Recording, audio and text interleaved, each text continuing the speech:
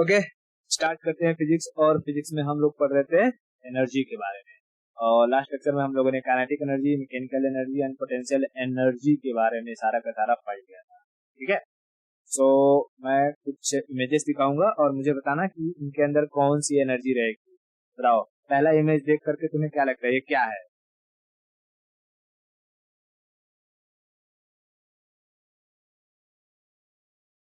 अरे हाँ, क्या दिखाई दे रहा है? अच्छा, इमेज देख करके क्या बोलेगी इमेज देख के तू?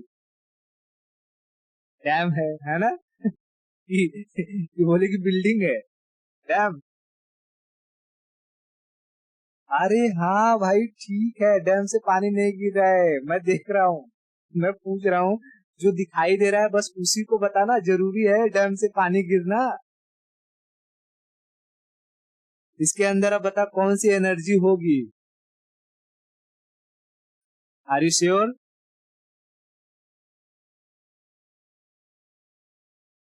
बता। पोटेंशियल एनर्जी है तो कैसे है? मैं मान लेता हूँ कि पोटेंशियल एनर्जी है, बता कैसे, मुझे एक्सप्लेन कर फटाफट। इसमें हाइट है। पोटेंशियल एनर्जी का फॉर्मूला क्या होता है? एम जी एच, यानी जिसमें हाइट हो उसके अंदर पोटेंशियल एनर्जी हो। तो जमीन से कुछ ऊंचाई पर पानी जो है रुका हुआ है, इसलिए इसके अंदर क्या है? पोटेंशियल एनर्जी है। पता है, ये रुके हुए बस में, 2 नंबर रुके हुए बस में पोटेंशियल एनर्जी, रुके हुए बस में पोटेंशियल एनर्जी। ये उड़ते हुए प्लेन में, उड़ते हुए प्लेन में मैकेनिकल एनर्जी, मैकेनिकल एनर्जी। ये लेक में, लेक में पोटेंशियल एनर्जी, पोटेंशियल एनर्जी। तो अब तू कहीं पर भी नजर घुमाएगी तो तू बता सकती है कि कौन से ऑब्जेक्ट में कौन सी एनर्जी स्टोर है। फिजिक्स मतलब कि अब ऐसा फील होएगा फिजिक्स। ठीक है, अच्छा, चलो। अब अगर मैं कहूं कि जैसे ये मैकेनिकल एनर्जी का मैं फॉर्मूला ले लेता हूँ, potential energy plus kinetic energy. बताओ, मैकेनिकल एनर्जी कंजर्व रहती है या मैकेनिकल एनर्जी चेंज होती रहती है? मैकेनिकल एनर्जी कंजर्व रहती है। कैसे? एग्जांपल दे करके बता सकते हैं?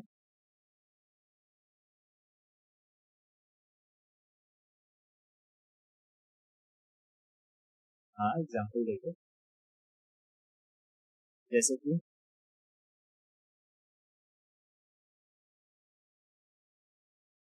कमान कमान, जैसे कि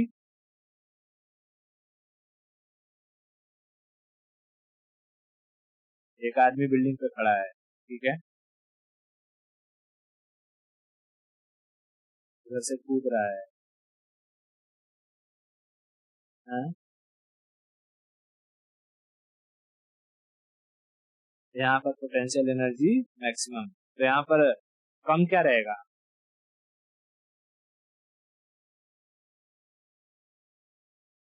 काइनेटिक एनर्जी 0। अब बताओ, ये थमला गया यहाँ से।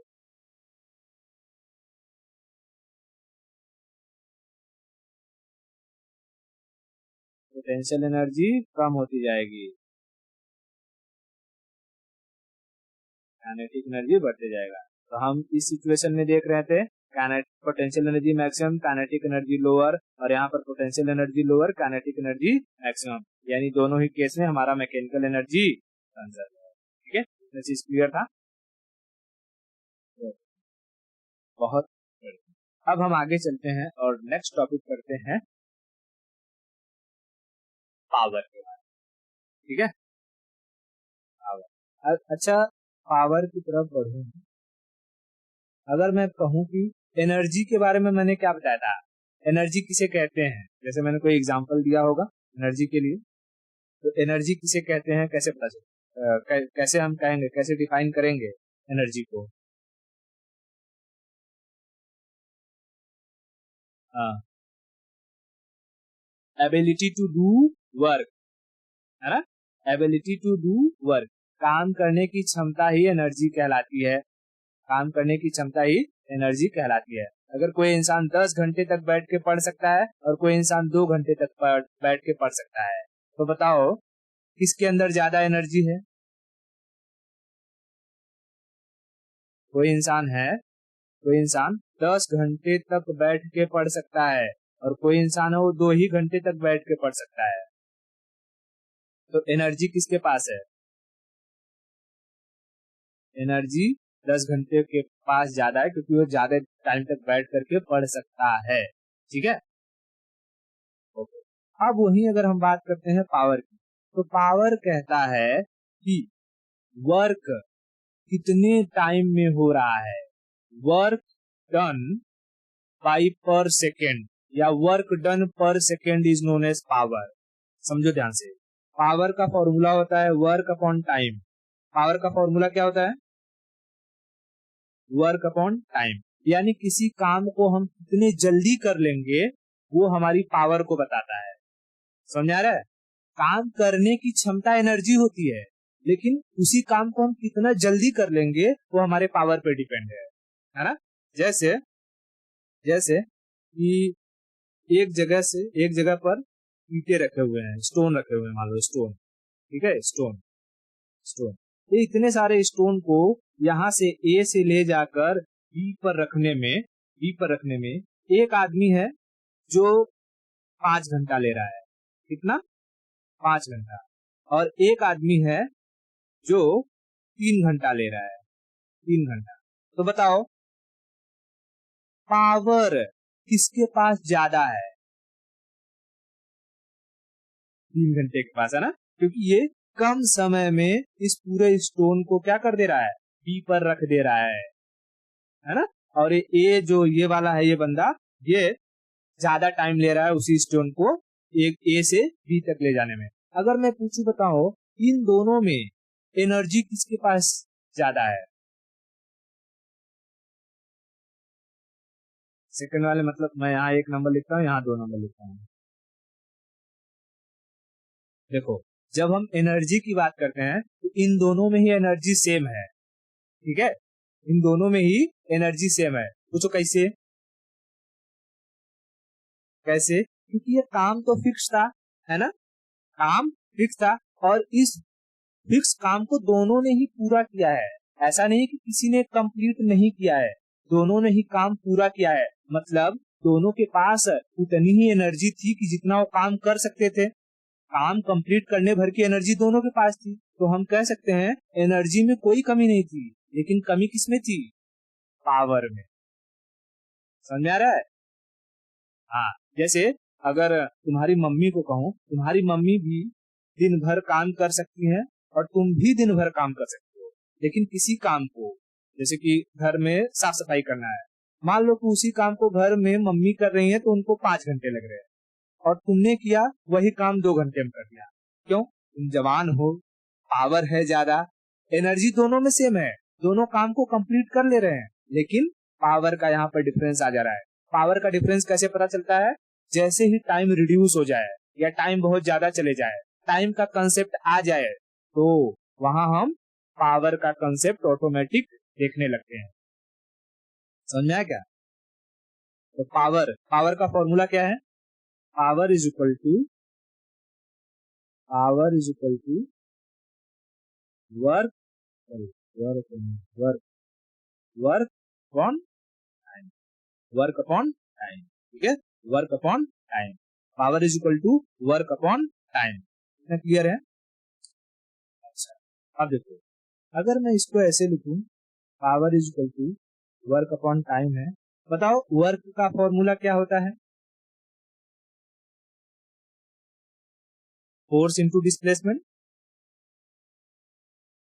डिस्प्लेसमेंट कॉस थीटा होता है, मैं यहाँ कॉस थीटा को अभी इग्नोर कर रहा हूँ। ठीक है, मान लेते हैं कि एंगल जो है सेम है, 0 है, वर्क हो रहा है। ठीक है, तो एफ डी और अपॉन टी लिख सकता हूँ। अच्छा बताओ, इसी एफ को मैं 1 लिखता हूँ और डी बाई टी को ऐसे लिख दूं, कोई दिक्कत है? नहीं है ना? मतलब इक्वेशन तो सेम है, कोई दिक्कत नहीं है। तो बताओ डी बाई टी किसका फॉर्मूला होता है? डिस्प्लेसमेंट अपॉन टाइम किसका फॉर्मूला है?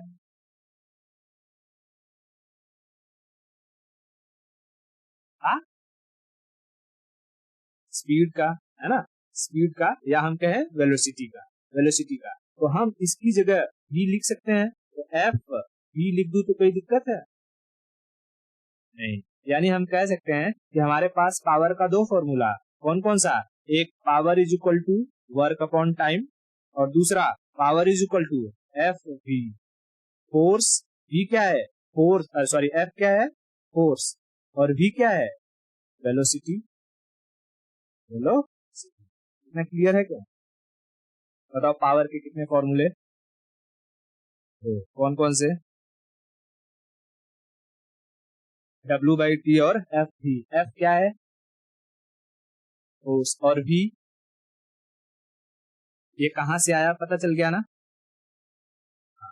अब देखो यूनिट के बारे में समझते हैं कि पावर का जो यूनिट होता है, यूनिट, अगर हम नॉर्मली कहें power is equal to work upon time, work का यूनिट क्या होता है?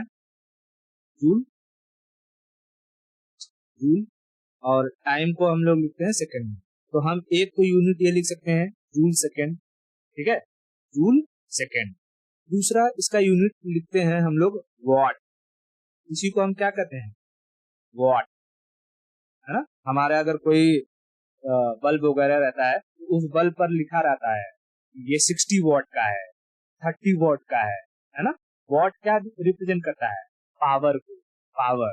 तो इलेक्ट्रिक करंट वगैरह पढ़ेंगे तो उसमें और अच्छे से समझाऊंगा कि अच्छा ये वॉट क्या होता है एक्चुअली। यहाँ पर वॉट क्या है? पावर का यूनिट है, पावर का यूनिट। समझ आ रहा है क्या? कभी कभी पावर का एक और यूनिट होता है horse power. Horse power, horse मतलब घोड़ा, पावर मतलब शक्ति, अश्व शक्ति। हिंदी में क्या कहते हैं?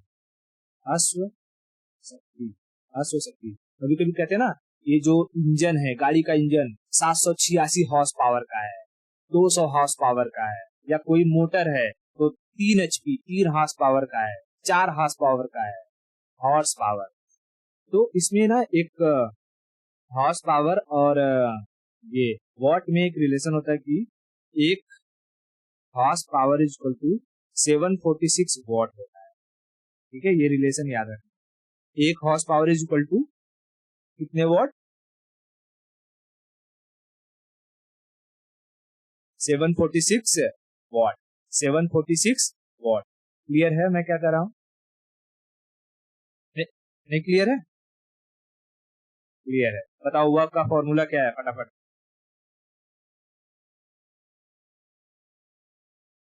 ओके, पावर का फॉर्मूला क्या है? W by, W by T या एफ, डब्ल्यू बाई टी या एफ। बताओ पावर का यूनिट क्या है? वॉट, वॉट, ठीक है, वॉट। एक हॉर्स पावर में कितने वॉट? 746 वॉट। हॉर्स पावर मतलब समझ में आ रहा है?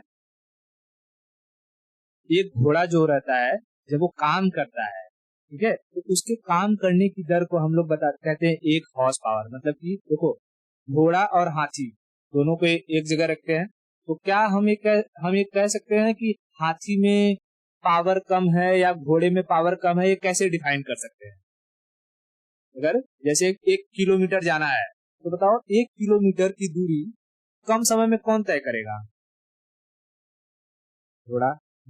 Power is equal to work upon time. तो 1 किलोमीटर दूरी तय करना एक काम है, और कम समय में। तो टाइम जब कम होता है क्योंकि पावर और टाइम का रिलेशन कैसा है? इनवर्स रिलेशन है। यानी जब टाइम कम होगा पावर बढ़ जाएगी, और टाइम बढ़ेगा तो पावर घट जाएगी। तो जब मैं घोड़े की बात करूंगा, हॉर्स, हॉर्स क्या ले रहा है? 1 किलोमीटर जाने में कम टाइम ले रहा है, मतलब इसके पास पावर ज्यादा है। और वही हाथी, एलिफेंट, एलिफेंट ये ही 1 किलोमीटर जाने में, 1 किलोमीटर जाने में मान लो कि ये 2 घंटे ले रहा है, ठीक है। यानी ये टाइम ज्यादा ले रहा है, और जाहिर सी बात है वो टाइम ज्यादा लेगा। क्या हाथी घोड़े की तरह भाग सकती है? नहीं भाग सकती। लेकिन अगर हम एनर्जी के मामले में बात करेंगे, एनर्जी, तो हाथी और घोड़े में एनर्जी किसके पास ज्यादा होगी?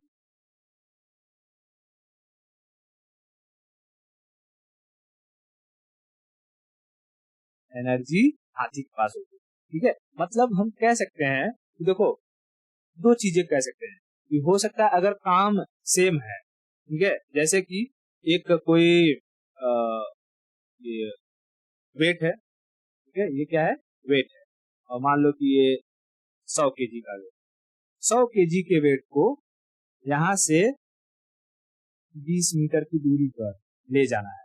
तो हो सकता है अगर घोड़ा इसे खींच करके 20 मीटर की दूरी पर लेके चला गया, मतलब घोड़ा भी इसे हिला सकता है और हाथी भी खींच करके लेके चला गया, तब हम कहेंगे कि हाथी और घोड़े की एनर्जी सेम है, क्योंकि भाई ये जो 100 kg था उसको घोड़े ने भी खींच लिया और हाथी ने भी खींच लिया। लेकिन अगर हम ये कहे कि 20 मीटर ले जाने में घोड़े ने खाली 5 सेकंड लिए हैं और हाथी ने 1 मिनट लिया है, तब यहाँ पर हम कहेंगे एनर्जी तो सेम है दोनों की, लेकिन पावर किसकी ज्यादा है, घोड़े की। ठीक है, पावर किसकी ज्यादा है, घोड़े की। कैसे पता चल गया, टाइम, टाइम कम लगा तो पावर और टाइम का इनवर्स रिलेशन होता है। इतना क्लियर हो गया। इसके ऊपर मैं एक न्यूमेरिकल दे रहा हूँ, सॉल्व हो जाएगा क्या? ठीक है, मैं लिख रहा हूँ। कह रहा है कि 100 kg मास, ठीक है, को डिस्प्लेस करने में मैं शॉर्टकट में बोलूं, समझ में आ जाएगा क्या? मतलब ऐसे 100 kg मास को डिस्प्लेस करने में 20 सेकेंड का टाइम लग रहा है, तो बताओ पावर कितना होगा?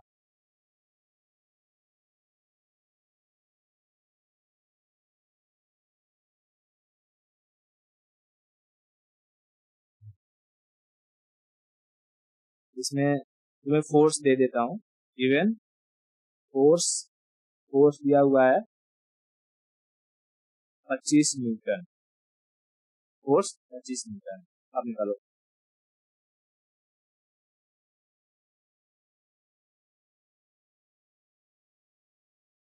पावर कितना आएगा?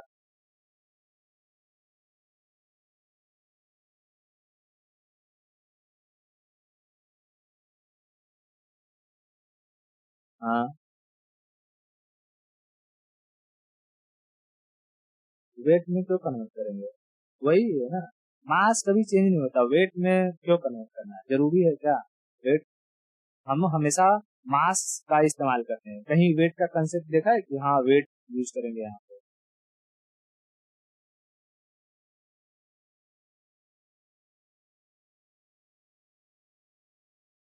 वेट अपॉन टाइम है पावर में।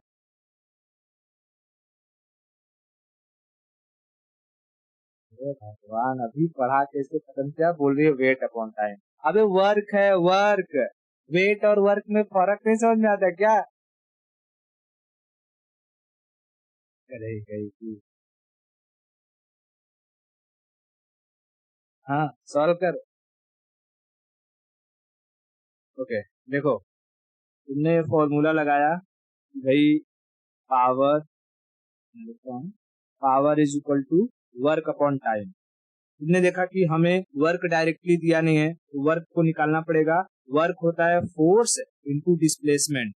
अब फोर्स तो है हमारे पास, लेकिन डिस्प्लेसमेंट नहीं दिया है, मतलब ये जो डेटा है ये इनएक्यूरेट है।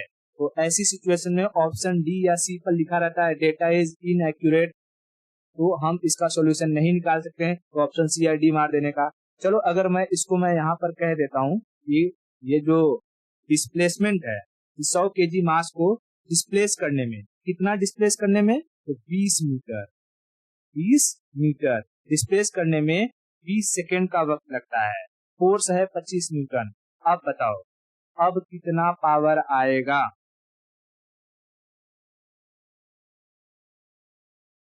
ठीक है, अब इसको हम निकाल लेते हैं। अब तो इजीली निकल जाएगा, कोई दिक्कत नहीं।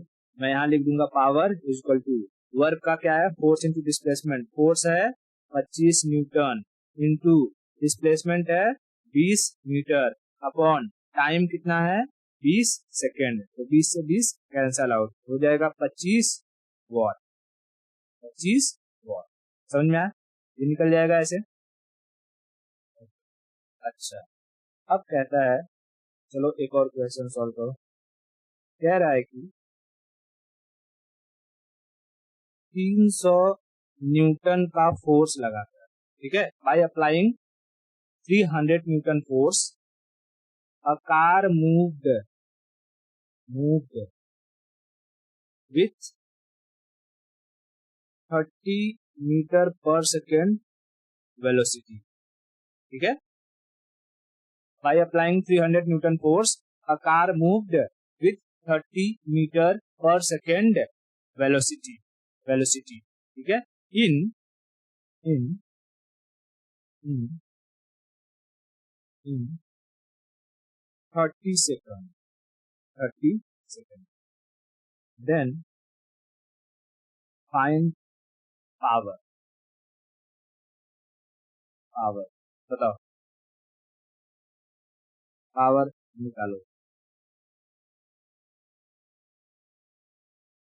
ओके, चलो अब इसको देखते हैं। देखो इसमें भी सेम चीज है, दिया है क्या, हमारा फोर्स दिया है, फोर्स है 300 न्यूटन और वेलोसिटी दिया है 30 मीटर पर सेकेंड। हमको पता है पावर का फॉर्मूला होता है F into v is equal to 300 into 30 is equal to 9000 watt, 9000 watt. अब अगर तुम कहीं ये सोच रहे हो कि 30 का कहाँ इस्तेमाल करो, तो 30 सिर्फ हंसाने के लिए दिया गया है, इसका कहीं पर भी इस्तेमाल नहीं करना है। Are you getting my point? Okay, तो बढ़िया। तो वर्क का ये दो जो इक्वेशंस थे, दोनों इक्वेशंस थे, हम लोगों ने क्या निकाल लिया, हमने ये न्यूमेरिकल सॉल्व कर लिया, ठीक है। अच्छा बताओ, हमने यहाँ तक पूरा पढ़ लिया है, बहुत सारे हमने फॉर्मूले पढ़े, बहुत सारे हमने यूनिट पढ़े। अब अगर मैं यहीं पर पूछ दूं कि किसी एक कोई एक फॉर्मूला दे करके कि इसका डायमेंशन निकालो, तो डायमेंशन निकल जाएगा क्या? ठीक है, मैं कह रहा हूं कि एक्सेलरेशन एक्सेलरेशन का हमें डायमेंशन निकाल के बताओ। डायमेंशन बताओ क्या आएगा, डायमेंशन, एक्सेलरेशन का डायमेंशन निकालो। डायमेंशन समझ में आ रहा है ना, क्या निकालना है, क्या निकालना है?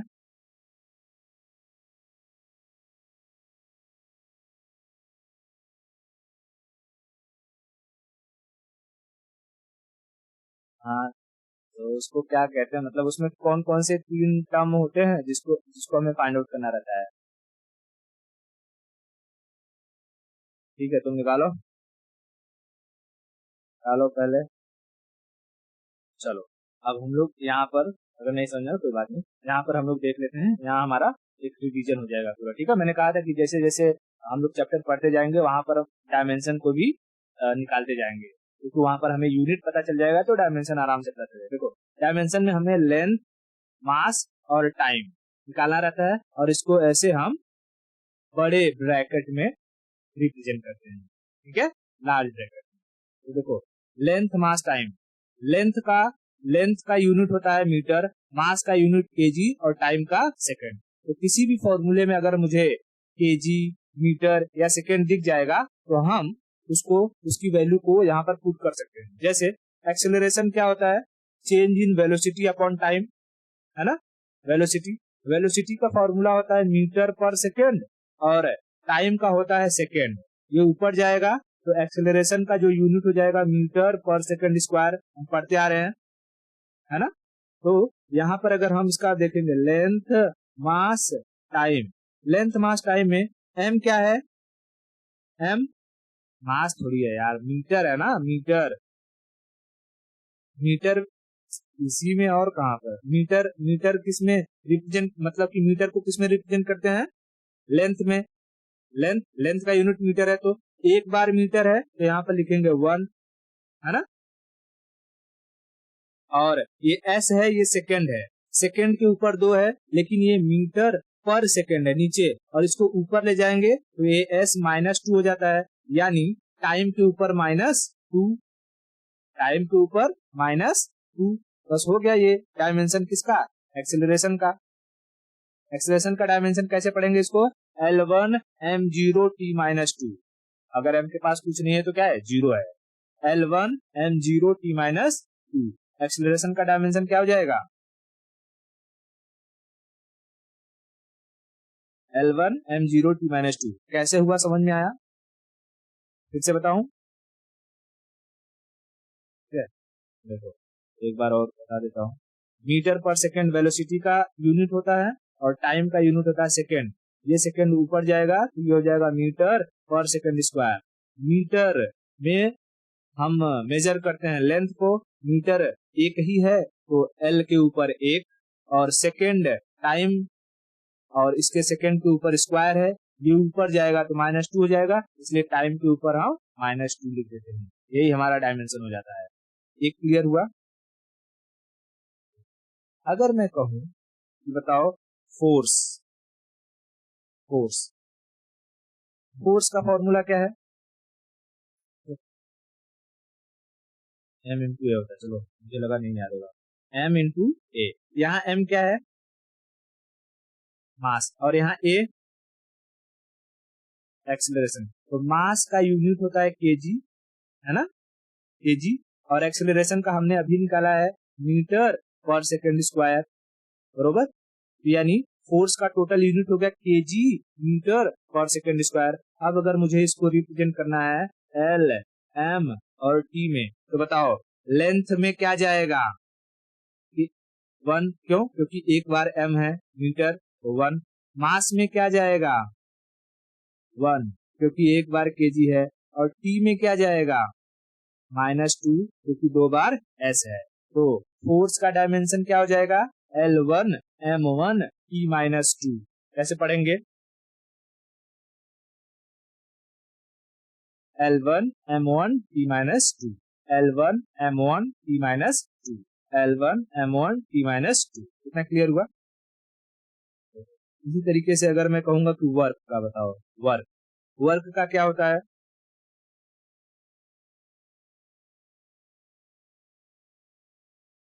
फोर्स इंटू डिस्प्लेसमेंट, ठीक है, cos थीटा छोड़ दो, फोर्स इंटू डिस्प्लेसमेंट। फोर्स का अभी हमने यूनिट निकाला, क्या निकाला, केजी मीटर पर सेकेंड स्क्वायर, और डिस्प्लेसमेंट का क्या होता है, मीटर, तो यहाँ मीटर रख देंगे। अब ये मीटर मीटर मल्टीप्लाई हो जाएगा, ये हो जाएगा KG metre square upon second का स्क्वायर, है ना। अब बताओ इसका डायमेंशन अगर निकालना रहेगा तो एल एम टी, एल पर क्या जाएगा, दो आएगा, क्यों, क्योंकि मीटर का स्क्वायर है। एम, एम पर क्या जाएगा, वन, और टी पर माइनस टू। यानी वर्क का डायमेंशन क्या हो जाएगा, L2 M1 T minus two, L2 M1 T minus two. समझ में आ रहा है। तो डायमेंशन निकालना कितना इजी है, पता चल रहा है कि नहीं। यही चीज हम लोग पहले यूनिट पे, पहले लेक्चर में पढ़ते हैं चैप्टर में, तो हमें कुछ भी समझ नहीं आता था कैसे निकल रहा है, क्या हो रहा है, क्यों, क्योंकि हमें यूनिट ही पता नहीं रहता है ना। चलो मैं एक और दे रहा हूँ, मुझे तुम पोटेंशियल एनर्जी का और काइनेटिक एनर्जी का निकाल के बताओ, क्या डायमेंशन, डायमेंशन बताओ, फिर मैं यहाँ पर लिखता हूँ। चलो इसको फाइंड आउट कर लेते हैं। देखो पोटेंशियल एनर्जी का फॉर्मूला होता है mgh, और काइनेटिक एनर्जी का होता है हाफ mv²। अब इसका यूनिट लिखेंगे तो मास का होता है, m होता है मास का होता है KG, acceleration due to gravity, acceleration का होता है मीटर पर सेकेंड स्क्वायर, और हाइट का मीटर, मीटर, ठीक है। यानी हम यहाँ लिख सकते हैं कि केजी मीटर स्क्वायर पर सेकेंड स्क्वायर, ठीक है। तो अब इसको एल एम टी में अगर लिखेंगे तो लेंथ दो बार मीटर है तो दो, मास एक बार है तो वन, और टाइम दो बार है नीचे की साइड, ऊपर हो जाएगा माइनस टू, ठीक है। तो ये हो गया पोटेंशियल एनर्जी का। और काइनेटिक एनर्जी का भी सेम रहेगा, क्यों, क्योंकि पोटेंशियल एनर्जी हो या काइनेटिक एनर्जी हो, इनका फॉर्मूला तो सेम ही होता है, मतलब यूनिट, फॉर्मूला दिखने में अलग है, यूनिट सेम है। कैसे, देख लो, मास का है केजी, और वेलोसिटी का स्क्वायर है, यानी मीटर का स्क्वायर अपॉन सेकेंड का स्क्वायर, यही आया। KG metre square second square, KG metre square second square, तो क्या डायमेंशन चेंज हो जाएगा? डायमेंशन भी सेम है। इतना क्लियर हुआ। अब डायमेंशन से भी कोई डाउट नहीं रहेगा कि अच्छा डायमेंशन कैसे फाइंड आउट करते हैं। जैसे कल हम लोगों ने पढ़ा था ये एनर्जी के बारे में, जब तो मैंने कहा था कि काइनेटिक एनर्जी और पोटेंशियल एनर्जी में जो पोटेंशियल एनर्जी होता है ये डायरेक्टली प्रोपोर्शनल होता है हाइट के, है ना। और काइनेटिक एनर्जी जो होता है इसका फॉर्मूला होता है हाफ एम वी स्क्वायर। इससे ना इक्वेशन क्वेश्चन कैसे पूछता है जरा से एक बार देख लो। कहता है, वैसे तो मैंने बताया हुआ है कि अगर किसी व्हीकल की वेलोसिटी में मैं 5 गुना इंक्रीमेंट कर रहा हूँ, 5 टाइम्स इंक्रीमेंट कर रहा हूँ, तो बताओ उसकी काइनेटिक एनर्जी में कितने टाइम इंक्रीमेंट होगा। वेलोसिटी में अगर 5 टाइम इंक्रीमेंट कर रहा हूँ तो काइनेटिक एनर्जी में कितने टाइम इंक्रीमेंट होगा? 25। तो kinetic energy is equal to v square है, तो 5 का स्क्वायर हो जाएगा 25 गुना, यानी 25 टाइम इंक्रीमेंट हो जाएगा। अच्छा, वहीं अगर मैं कहूँ किसी कार के मास में मैं 100 गुना इंक्रीमेंट कर रहा हूँ, कितना? 100 टाइम इंक्रीमेंट कर रहा हूँ, तब बताओ काइनेटिक एनर्जी में कितने टाइम इंक्रीमेंट होगा? 100 टाइम्स। 100 टाइम्स क्यों? क्योंकि kinetic energy directly proportional to mass, लेकिन मास के ऊपर कोई भी स्क्वायर नहीं है, सिंगल है, तो काइनेटिक मास में जितना इंक्रीमेंट उतना काइनेटिक एनर्जी में इंक्रीमेंट, मास में जितना डिक्रीमेंट उतना काइनेटिक एनर्जी में। लेकिन वहीं अगर मैं वेलोसिटी की बात करूं तो वेलोसिटी में स्क्वायर के टर्म से होता है। वेलोसिटी में अगर मैं 1 गुना 2 गुना बढ़ाऊंगा तो काइनेटिक एनर्जी 4 गुना बढ़ जाएगी, है ना। अच्छा, अगर मैं ये कहूं कि बताओ हमारी जो काइनेटिक एनर्जी है, काइनेटिक एनर्जी 2 टाइम्स इंक्रीमेंट हो रही है, ठीक है। काइनेटिक एनर्जी 2 टाइम्स इंक्रीमेंट हो रही है, तो बताओ वेलोसिटी में कितना इंक्रीमेंट हुआ होगा?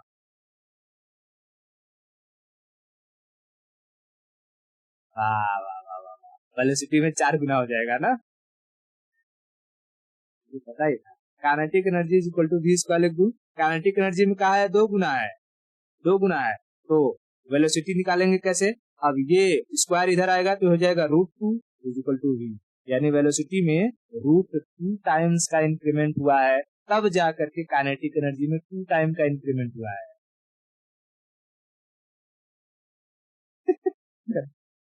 देख, क्या कहा मैंने कहा कि अगर काइनेटिक एनर्जी में 2 टाइम्स का इंक्रीमेंट हुआ है तो वेलोसिटी में कितने का इंक्रीमेंट होगा, बरोबर।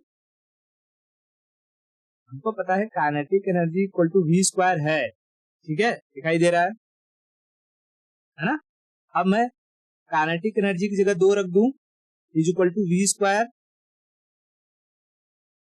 तो अब ये स्क्वायर है, इधर आएगा तो ये तो इसका स्क्वायर रूट हो जाएगा ना, वो इज इक्वल टू वी, यानी हमारी वी की वैल्यू क्या आ गई? √2 टाइम्स, √2 टाइम्स। तभी तो अगर सोच, अगर v √2 रखूंगा तभी तो काइनेटिक एनर्जी मेरा 2 आएगा। कैसे? Kinetic energy is equal to v square, और v अगर √2 है तो kinetic energy is equal to √2 का स्क्वायर। a से a चला गया, रूट से 2 चला गया, बचे काइनेटिक एनर्जी इक्वल टू 2। अभी तो सेटिस्फाई हुआ इक्वेशन, समझ में आया क्या? हाँ, तो ये थोड़ा सा कभी कभी ऐसे डायरेक्ट स्टेटमेंट बना करके पूछ देता है, तो इसको थोड़ा ध्यान में रखना। बाकी हमारा जो ये वर्क था, एनर्जी था और पावर था, ये खत्म हो गया। अभी एक इसमें टॉपिक और बचा हुआ है, मोमेंटम का, ठीक है, मोमेंटम का। तो वो मोमेंटम खत्म करेंगे तब हमारा ये एनर्जी से रिलेटेड जो सेक्शन रहेगा वो खत्म हो जाएगा। अभी के लिए इतना रखते हैं और बाकी की स्टोरी हम नेक्स्ट लेक्चर में कवर करेंगे, ठीक है।